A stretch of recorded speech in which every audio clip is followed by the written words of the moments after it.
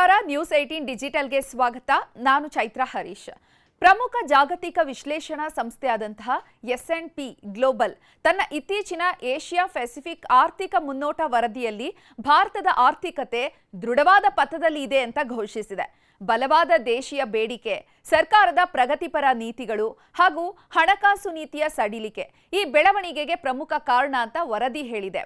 ಪ್ರಸಕ್ತ ಹಣಕಾಸು ವರ್ಷದಲ್ಲಿ ಭಾರತದ ಆರ್ಥಿಕತೆ 6.5% ಬೆಳವಣಿಗೆಯನ್ನ ಸಾಧಿಸುವ ನಿರೀಕ್ಷೆ ಇದೆ. ಈ ಧನಾತ್ಮಕ ಪ್ರವೃತ್ತಿ ಮುಂದುವರೆದು ಮುಂದಿನ ಹಣಕಾಸು ವರ್ಷದಲ್ಲಿ ಜಿಡಿಪಿ ಬೆಳವಣಿಗೆ 6.7ಕ್ಕೆ ಏರಿಕೆಯಾಗುವ ಸಾಧ್ಯತೆಯನ್ನ S&P ಗ್ಲೋಬಲ್ ರೇಟಿಂಗ್ಸ್ ಅಂದಾಜಿಸಿದೆ. ಈ ಕುರಿತ ಸಂಪೂರ್ಣ ಮಾಹಿತಿಯನ್ನ ಇವತ್ತಿನ ಡಿಜಿಟಲ್ ಕಂಟೆಂಟ್ ನಲ್ಲಿ ನೋಡ್ತಾ ಹೋಗೋಣ. ನೀವಿನ್ನು ನ್ಯೂಸ್ 18 ಸಬ್ಸ್ಕ್ರೈಬ್ ಮಾಡಿಲ್ಲ ಅಂದ್ರೆ ಲೈಕ್ ಮಾಡಿ, ಶೇರ್ ಮಾಡಿ, ಸಬ್ಸ್ಕ್ರೈಬ್ ಮಾಡಿ.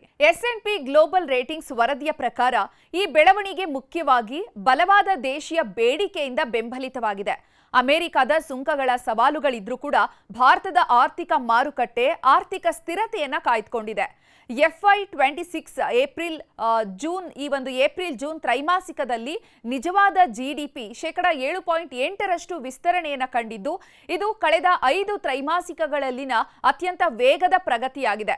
ಪ್ರಸ್ತುತ ಈ ಬೆಳವಣಿಗೆಯ ಮುನ್ನೋಟ ಸಮತೋಲನದಲ್ಲಿದೆ ಮತ್ತು ತಕ್ಷಣಕ್ಕೆ ಯಾವುದೇ ಗಂಭೀರ ಅಪಾಯಗಳಿಲ್ಲ ಅಂತ ಈ ಸಂಸ್ಥೆ ಅಭಿಪ್ರಾಯವನ್ನ ಪಟ್ಟಿದೆ. ಭಾರತದ ಆರ್ಥಿಕ ಪ್ರಗತಿಗೆ ಸರ್ಕಾರದ ನಿರ್ಣಾಯಕ ನೀತಿಗಳು ನೇರವಾಗಿ ಕಾರಣ ಅಂತ ಹೇಳಿದೆ.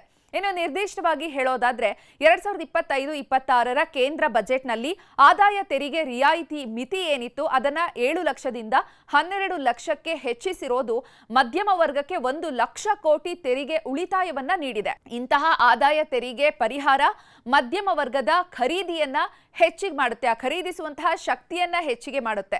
ಒಟ್ಟಾರೆಯಾಗಿ ಅವರ ಬಳಕೆ ಏನಿರುತ್ತೆ ಅದನ್ನ ಬಲಪಡಿಸುತ್ತೆ.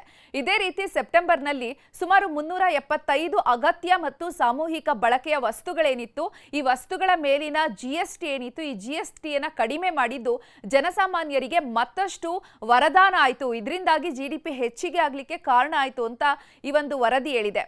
ಇನ್ನು ಈ ನೀತಿಗಳಿಗೆ ಪೂರಕವಾಗಿ ಭಾರತೀಯ ರಿಸರ್ವ್ ಬ್ಯಾಂಕ್ RBI ಕೂಡ ತನ್ನ ಹಣಕಾಸು ನೀತಿಯನ್ನ ಸಡಿಲಗೊಳಿಸಿದೆ. RBI ಜೂನ್ನಲ್ಲಿ ತನ್ನ ಮಾನದಂಡದ ನೀತಿ ದರವನ್ನ 50 ಬೇಸಿಸ್ ಪಾಯಿಂಟ್ಗಳಷ್ಟು ಕಡಿತಗೊಳಿಸಿ 5.5ಕ್ಕೆ ಇಳಿಸಿದ್ದು. ಇದು 3 ವರ್ಷಗಳಲ್ಲಿನ ಅತ್ಯಂತ ಕಡಿಮೆ ಮಟ್ಟದಾಗಿದೆ. ಕಡಿಮೆ ಬಡ್ಡಿ ದರಗಳು ಬಂಡವಾಳ ಹೂಡಿಕೆಗೆ ಉತ್ತೇಜನವನ್ನು ನೀಡಿ ಆರ್ಥಿಕ ಚಟುವಟಿಕೆಯನ್ನ ಹೆಚ್ಚಿಸುತ್ತೆ. ಆರ್ಥಿಕ ಸಹಕಾರದ ದೃಷ್ಟಿಯಿಂದ ಭಾರತ ಮತ್ತು ಅಮೆರಿಕ ನಡುವಿನ ಸಂಭಾವ್ಯ ವ್ಯಾಪಾರ ಒಪ್ಪಂದ ಹೂಡಿಕೆದಾರರ ವಿಶ್ವಾಸವನ್ನ ಇನ್ನಷ್ಟು ಹೆಚ್ಚಿಸಿ ಕಾರ್ಮಿಕ ಮತ್ತು ಆಧಾರಿತ ಕೈಗಾರಿಕೆಗಳ ಬೆಳವಣಿಗೆ ಬೆಂಬಲವನ್ನ ನೀಡುವ ಸಾಧ್ಯತೆ ಇದೆ ಅಂತ S&P ವರದಿಯನ್ನ ವಿಶ್ಲೇಷಿಸಿದೆ. ಆದಾಗ್ಯೂ ಕೂಡ ಏಷ್ಯಾ ಪೆಸಿಫಿಕ್ ಮುಖ್ಯ ಅರ್ಥಶಾಸ್ತ್ರಜ್ಞರಾದಂತಹ ಲೂಯಿಸ್ ಕುಯೇಜ್ ಅವರು ಪ್ರಾದೇಶಿಕ ಮತ್ತು ಜಾಗತಿಕ ಸವಾಲುಗಳ ಬಗ್ಗೆ ಎಚ್ಚರಿಕೆಯನ್ನು ನೀಡಿದ್ದಾರೆ. 2026ರ ನಂತರವೂ ಏಷ್ಯಾ ಪೆಸಿಫಿಕ್ ಬೆಳವಣಿಗೆ ಸ್ಥಿರವಾಗಿ ಉಳಿಯಬಹುದಾದ್ರೂ ನೀತಿ ಬಡ್ಡಿ ದರಗಳನ್ನ ಮತ್ತಷ್ಟು ಕಡಿತಗೊಳಿಸೋದಕ್ಕೆ ಇರುವಂತಹ ಅವಕಾಶಗಳು ಕಡಿಮೆ ಅಂತ ಹೇಳಿದ್ದಾರೆ. ಅಲ್ಲದೆ ಹೆಚ್ಚಿನ ವ್ಯಾಪಾರ ನಿರ್ಬಂಧಗಳು ಮತ್ತು ವಿವಿಧ ದೇಶಗಳ ಕೈಗಾರಿಕಾ ನೀತಿಗಳು ಮುಂಬರುವಂತಹ ವರ್ಷಗಳಲ್ಲಿ ಜಾಗತಿಕ ವ್ಯಾಪಾರ, ಹೂಡಿಕೆ ಮತ್ತು ಆರ್ಥಿಕ ಬೆಳವಣಿಗೆ ಮೇಲೆ ನಕಾರಾತ್ಮಕ ಪರಿಣಾಮವನ್ನ ಬೀರಬಹುದು ಅಂತ ಕುಯಿಜ್ ಅವರು ಅಭಿಪ್ರಾಯವನ್ನ ಪಟ್ಟಿದ್ದಾರೆ. ಒಟ್ಟಾರೆಯಾಗಿ ಸದ್ಯಕ್ಕೆ ಭಾರತದ ಆರ್ಥಿಕತೆಯು ಬಲವಾದ ದೇಶೀಯ ತಳಹದಿ ಮತ್ತು ನೀತಿ ಬೆಂಬಲಿತದ ಮೇಲೆ ಮುನ್ನುಗ್ತಾ ಇದೆ. ಇನ್ನು ರಿಸರ್ವ್ ಬ್ಯಾಂಕ್ನ ಪ್ರಕ್ಷೇಪಣೆಯಾದಂತಹ 6.8ರ ಬೆಳವಣಿಗೆಯ ಗುರಿಯತ್ತ ಸಾಗ್ತಾ ಇರುವಂತಹ ಭಾರತ ತನ್ನ ಆಂತರಿಕ ಶಕ್ತಿಯಿಂದ ಜಾಗತಿಕ ಸವಾಲುಗಳನ್ನು ಎದುರಿಸುವ ವಿಶ್ವಾಸವನ್ನ S&P ಗ್ಲೋಬಲ್ ವರದಿ ವ್ಯಕ್ತಪಡಿಸಿದೆ. ನಿರ್ಭೀತ, ನಿಷ್ಪಕ್ಷಪಾತ, ವಿಶ್ವಾಸಾರ್ಹ ಸುದ್ದಿಗಳಿಗೆ ಮತ್ತೊಂದು ಹೆಸರಾಗಿರುವ ನ್ಯೂಸ್ 18 ಕನ್ನಡ ಈಗ ಆಪ್ನಲ್ಲೂ ಲಭ್ಯವಿದೆ. ದಯವಿಟ್ಟು ಇಲ್ಲಿರುವ QR ಕೋಡ್ ಅನ್ನು ಸ್ಕ್ಯಾನ್ ಮಾಡಿಕೊಂಡು ಆಪ್ ಡೌನ್ಲೋಡ್ ಮಾಡೋದಕ್ಕೆ ಮರಿಬೇಡಿ. ನಿಮ್ಮ ಬೆಂಬಲ ಹೀಗೆ ಸದಾ ನಮ್ಮೊಂದಿಗಿರಲಿ. ಧನ್ಯವಾದ.